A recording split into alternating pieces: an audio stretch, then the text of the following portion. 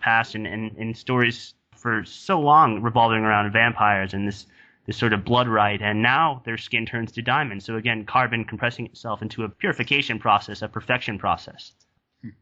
It's pretty incredible. I know. I just want to. Interesting. Yeah, no, it's really, and these are the main four books in the. I've not followed the whole Twilight thing at all. Are these the movies that are based on these books? Then they kind of they're like Harry Potter-ish kind of style, but they're more for more grown-up adult teens or whatever you want to call it. Yeah, right? Precisely. And it's not the fastest gun in the West; it's the fastest tongue in the West. It's all about how you're able to use language and how quick your mind makes these connections, and that's what leads you to ridding yourself of 1111, to ridding yourself of duality. And then in the second book, you have the tulips bleeding, so the tulips. And throughout the movie, she's always asking Edward, the vampire that she's in love with, for a kiss. They make like a big scene about it. And again, we've been talking about how in some of these rituals in MTV and otherwise, there's kissing involved. There's sexual energy. There's always the chi, this kind of sexual pent-up energy. Michael Jackson, that kind of thing, his molestation with the little boys, and that whole story with Peter Pan. Do you know how complex and interesting that story with Michael Jackson is? That the ritual of Michael Jackson. I could break it down for you if you want, but it might take me a minute. Are you curious? Well, yeah, absolutely. I mean, I've obviously followed it on and off, but again, it's so much has been going on, and I don't know if you're going to go into the channel of if he was killed or not, or if he was murdered. He had a lot of interesting things to say before he actually died in any regards. Yeah. But tell us your version of this. I was just going to talk about symbolism, since that's primarily what I'm interested in. I don't know about the cause of death or that kind of thing. You can speculate about those kinds of phenomenon. Here, some of it is from a post that I have up here, again from Will, my friend, the 77, the great work. But I'll just try to get some of this in because it's really fascinating. Where the Rainbow Ends is what the title of the article is. In the movie Eyes Wide Shut, the seemingly programmed trance girls say that they're going to take Tom Cruise to where the rainbow ends. This idea, similar to another popular one of the time, which was Flying to Neverland, and Peter Pan taking young children on a magic flight to Neverland. Neverland is basically the same thing as Wonderland, Oz, Narnia, etc. It's all the same deal, to save their parents from a dragon of sexual desire.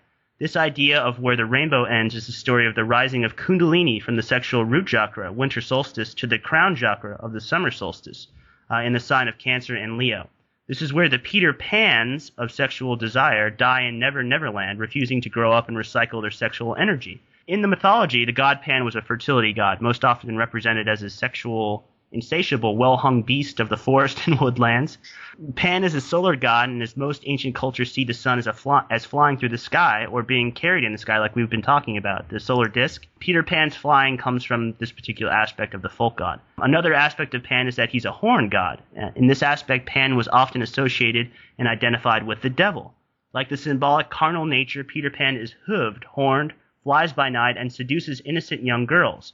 As the word Peter is often used as slang for the penis, coke or phallus, in which, coke is a derivative of cock, and Pepsi is Apep, the Egyptian Apep, right? It's surmised that the name Peter Pan translates roughly to phallic god. So this is where we get the word pedophile from, which is a play on words for Peter-phile, right? This occult knowledge also sheds light on the green witch that rides the broom or phallic through the skies.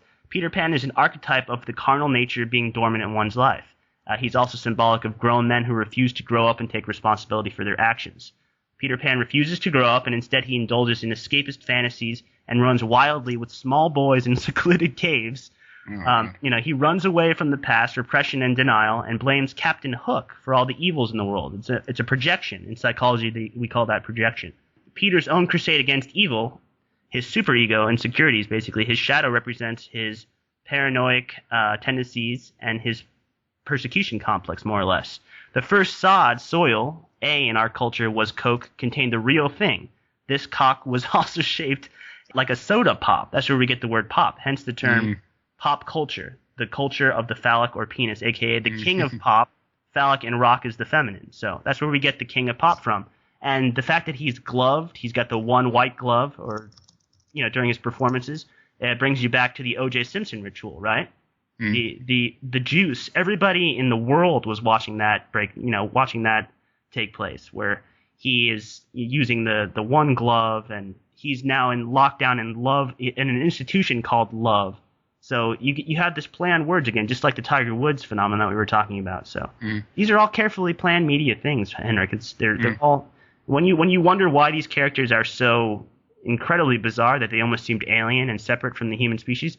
Well, they are in a way. In a way they are, because their lives are designed. So you can break it down here. The Peter Pan world stage occult formula is broken down like this. Abused or rebellious children dream about leaving home, just like Harry Potter, just like the story of Harry Potter where they go to a magical school of wizardry to learn the ways of magic instead of the Muggle world. They make the humans look like the ones that are less appealing, the ones that are in the dark, and the school of Hogwarts is the place of wisdom where they can actually find gnosis. Harry Potter, I know, what do you think of when you hear that name? It's symbolic of Sagittarius, but also it just sounds very phallic as well, Harry Potter.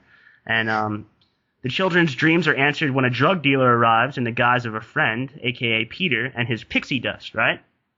So the Illuminati, these elite factions, they're the serial killers, Henrik. That's why you see kid cereals like Frosted Flakes kind of resembling cocaine, and they have Rice Krispie treats where they want you to snap, crackle, and pop, right? So, I mean, these are the serial killers. This is where we get the weapons of mass destruction from. It's in our language system. That's where it comes from. And again, even in the Peter Pan story, in relation to Michael Jackson, the children are forced to give sexual favors to the unconscious adults in order to gratify their Peter phallic desires. The children manage to escape and return home after a series of mishaps and adventures. The children are glad to be home and vow to behave themselves forevermore. And how many times have you seen that in a story? I mean, that's repeated thousands and thousands of times. It's the same story over and over again. Yeah. How about the whole Neverland thing as well? Yeah, Neverland, and how the pirate theme is very curious too. How you have the pirates with the patch over their eye, again with a single eye. In the land of the blind, the one-eyed man is king, like the eye of Sauron in Lord of the Rings. How he's all-seeing and he can see into your soul and blah blah blah. Even in Mel Gibson's The Passion, the Christ story, there was a man who posted an article how they often show Christ from only one side, showing how he only has one eye. And then they have the patch symbolism and how Lady Gaga always has a lightning bolt under her left eye. And you have things like I just watched a recent Justice League animated cartoon where they talk about superheroes who are, again, just archetypes. Christopher Nolan does incredible work.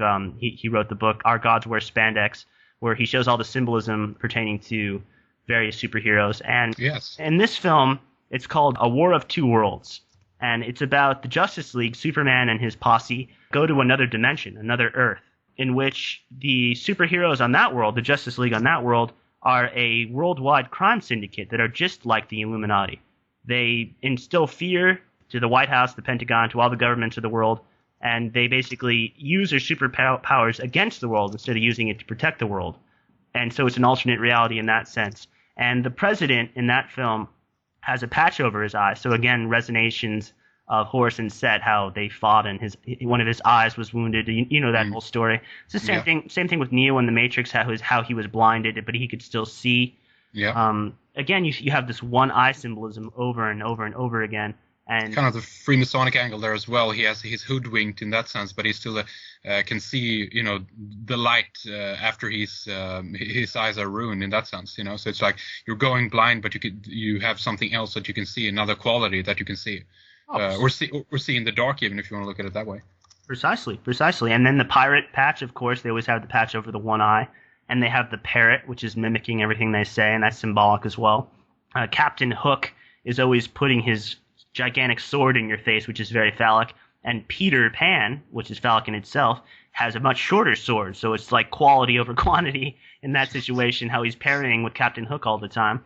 And in the film, the crocodile is very significant, the symbolism there, and it ties back to Egypt and the way that they use the crocodile in their mystery schools like we were talking about before. Kotze, Jay Kotze, my friend, he always says that the crocodile mouth is representative of galactic center. And at the end of Captain Hook, which is nothing more than the letter J. J is the hook that brings you back. The crocodile mouth swallows him up. So the center of the galaxy, the galactic center, engulfs Hook, who is the nemesis of the Pan, who I just broke down, and all the symbolism involved with that. And so I mean, it's never ending. All these tales and fables are not just someone just didn't sit down that wrote these stories that saturate our culture and just by accident have all these symbols put in it. It's very well